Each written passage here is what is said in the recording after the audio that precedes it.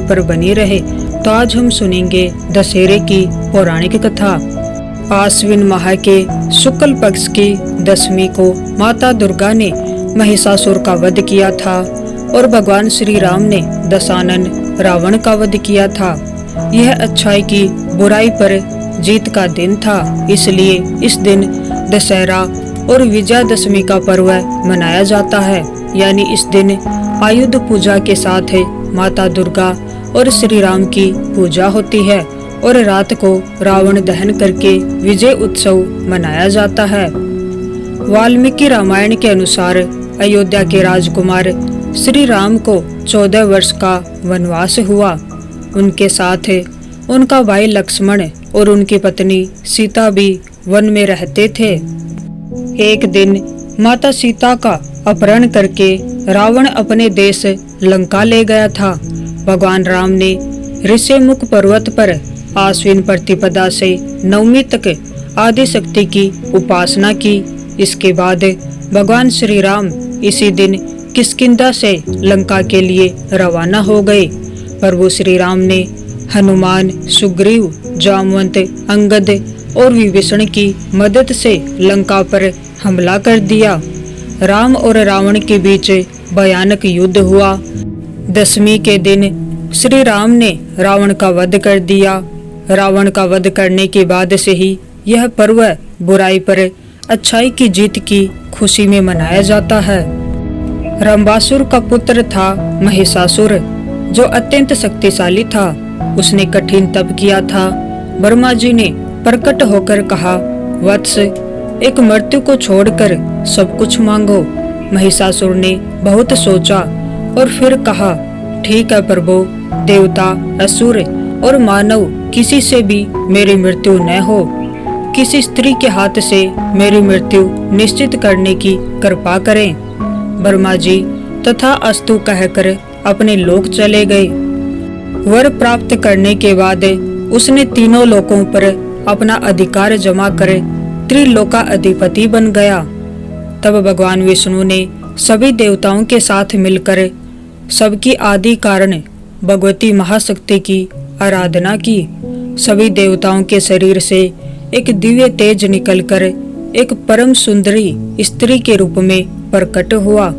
हिमवान ने भगवती की सवारी के लिए सिंह दिया तथा सभी देवताओं ने अपने अपने अस्त्र शस्त्र महामाया की सेवा में प्रस्तुत किए।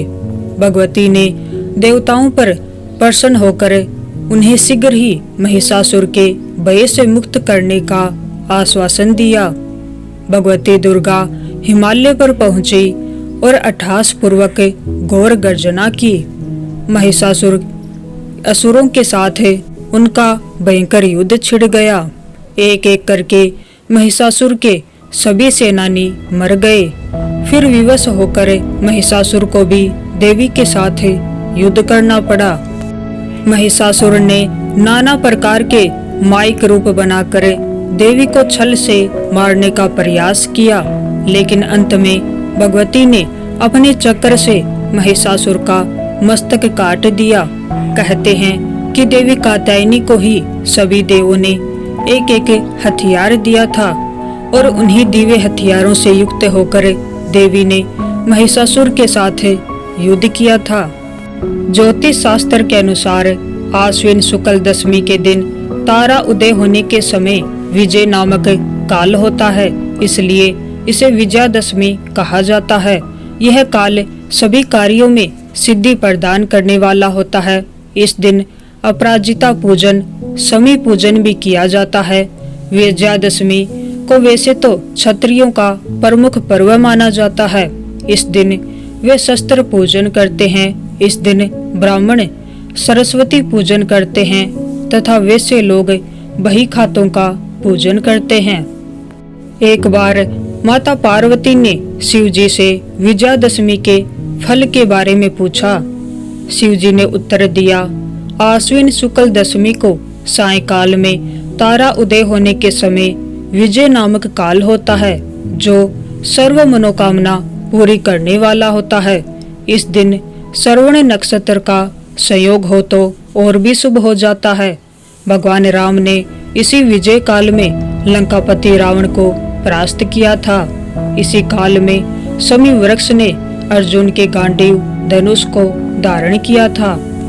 शिव जी ने कहा, दुर्योधन ने पांडवों को जुए में हराकर 12 वर्ष का वनवास तथा 13वें वर्ष में अज्ञातवास की शर्त रखी थी। 13वें वर्ष में यदि उनका पता लग जाता तो उन्हें पुनः 12 वर्ष का वनवास भोगना पड़ता। इसी अज्ञातवास में अर्जुन ने अपने गांडीव धनुष को शमी वृक्ष पर छुपाया था तथा स्वयं बृहन्नला के वेश में राजा विराट के पास सेवा दी थी। जब गौ रक्षा के लिए विराट के पुत्र कुमार ने अर्जुन को अपने साथ लिया, तब अर्जुन ने शमी वृक्ष पर से अपना धनुष उठाकर शत्रुओं पर विजय प्राप्त की थी। विजयादशमी के दिन रामचंद्र जी ने लंका पर चढ़ाई करने के लिए प्रस्थान करते समय शमी वृक्ष ने रामचंद्र जी की विजय का उद्घोष किया था। इसलिए दशहरे के दिन शाम के समय विजय काल में शमी का पूजन होता है। तो ये थी दशहरे की पौराणिक कथा। अगर आपको अच्छी लगी हो तो वीडियो को लाइक करें,